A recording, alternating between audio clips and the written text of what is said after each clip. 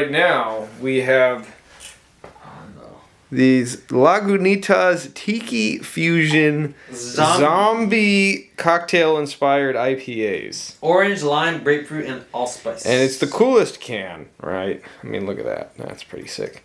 But sponsor. But are they actually good? And you already tried it. I've tried mine. You made your comments, and I'm gonna do it live. Okay, it smells just fruity, like citrusy.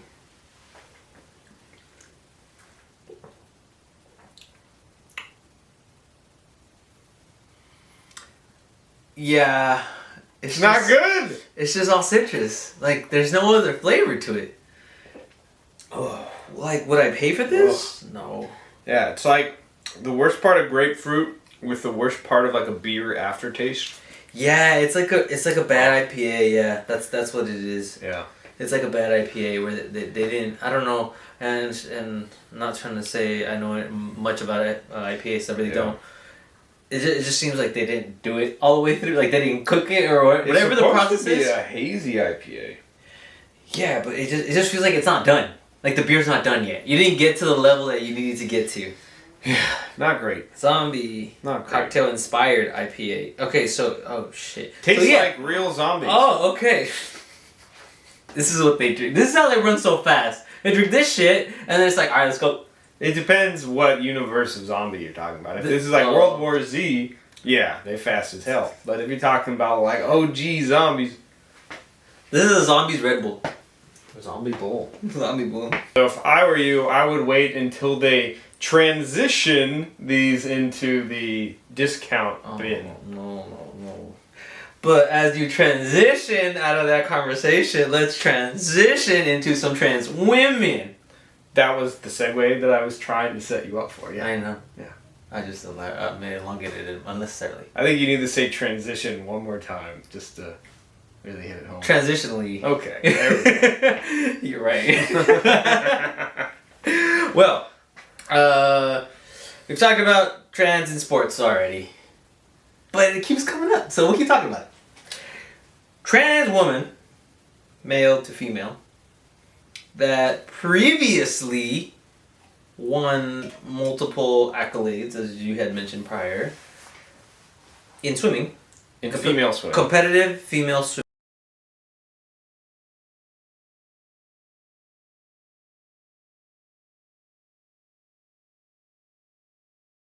I'm so sorry. We'll put a picture of her just for a good job. But no, yeah, they gave her the medals or the championships, the awards, and in the record books and all, everything that she got first place. And I support the decision. Yeah. I feel that anybody, respect to the trans, respect to straight folk, respect to gay folk, whatever category you fit in. Sure. The whole point of being able to compete in a sport is so that it can be against people that are at your level. Yeah. And if there's a person that is above said level based off of their body type, it's like weight classes in boxing. So it's like weight classes in boxing. The heavyweight team fighting the featherweights, it just doesn't work that way. Sure. But in this instance, a male, or it used to be a male, that actually previously competed in competitive swimming in the men's league, just to point that out. They transitioned and then they decided they wanted to compete in female swimming. Whether that be because they couldn't make it in competitive male swimming, I don't know. I won't say that's probably, that may be the case. There's no...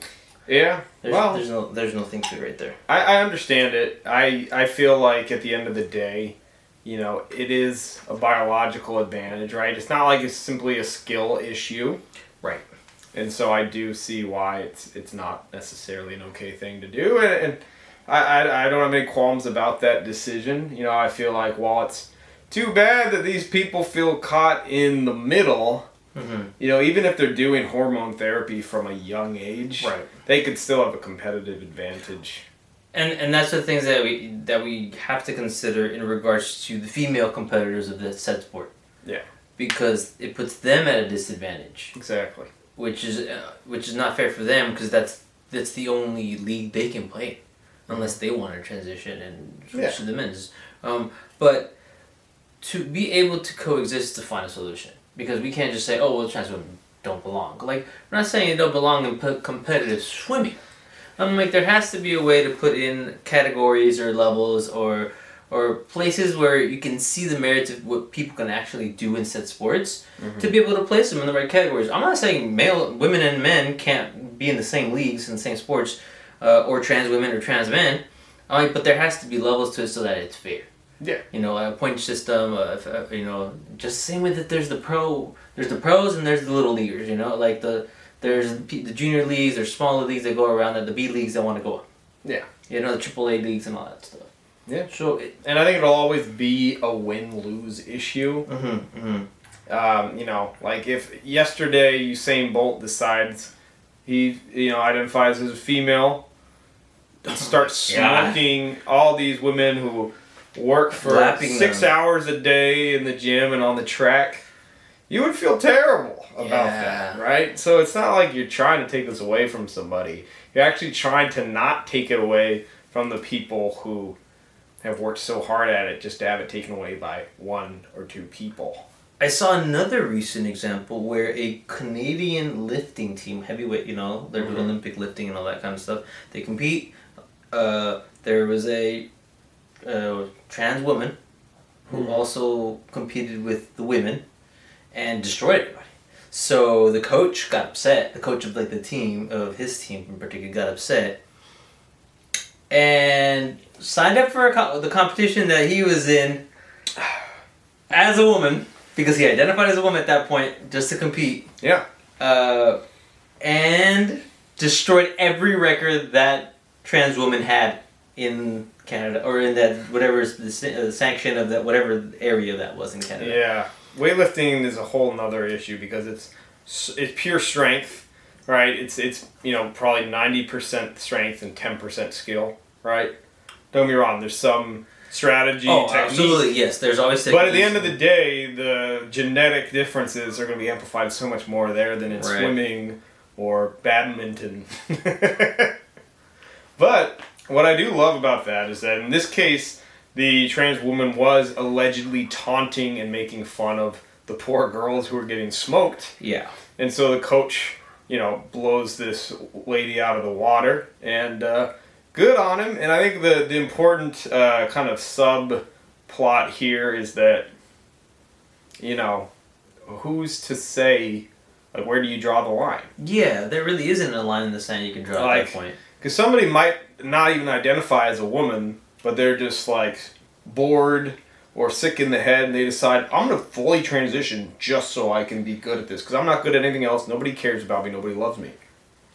Right? Use it as an excuse because, or a way in. As a way? Somebody might be I'm getting smoked on the men's circuit. I'm going to transition just so I can do it. I don't even identify as a female really, but I'm going to put on a facade just to do this.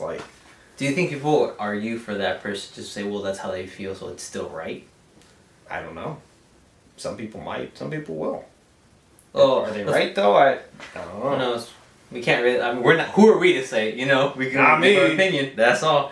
But the trans woman in the Canadian lifting league, the CLL, went to the social medias. And was ranting about how she was upset that this man was competing in a women's league. Understand. And I was like, Pandora's box, man.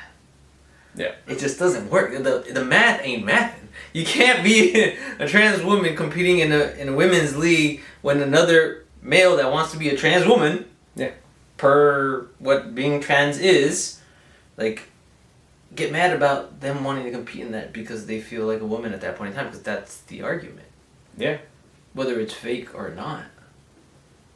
Absolutely. I honestly... It's probably the hardest thing to sort out, and maybe one of the most grayest areas of sexuality. Yeah. Because, so many people will be like, I have no problem with trans people in our society doing X, Y, and Z. But this issue particularly is probably the hardest to sort out. You know how I think about it? I think about it like religion, which we really don't like to get into those types of topics. But religion everyone's going to believe what they want to believe, which is fine and dandy to me. My issue when it comes to religion is when someone tries to push their ideals down your throat. Hate that. That's when it's like, no. Like, I don't care what you're preaching at this point. I don't care if it's Hinduism. I don't care if it's Christianity. I don't care if it's Catholicism. It does not matter at this point. You're trying to force me to do something. I'm agnostic, by the way. I believe in science. Try to force me to do something just because you believe it.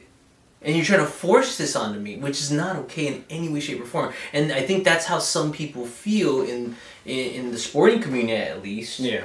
Where these trans women are coming into the just a female-only sport and dominating, and now they feel like, that's my issue with it. It's like, you're shoving the ideals down the throat, like, you have to allow us, this is what we do, we are women.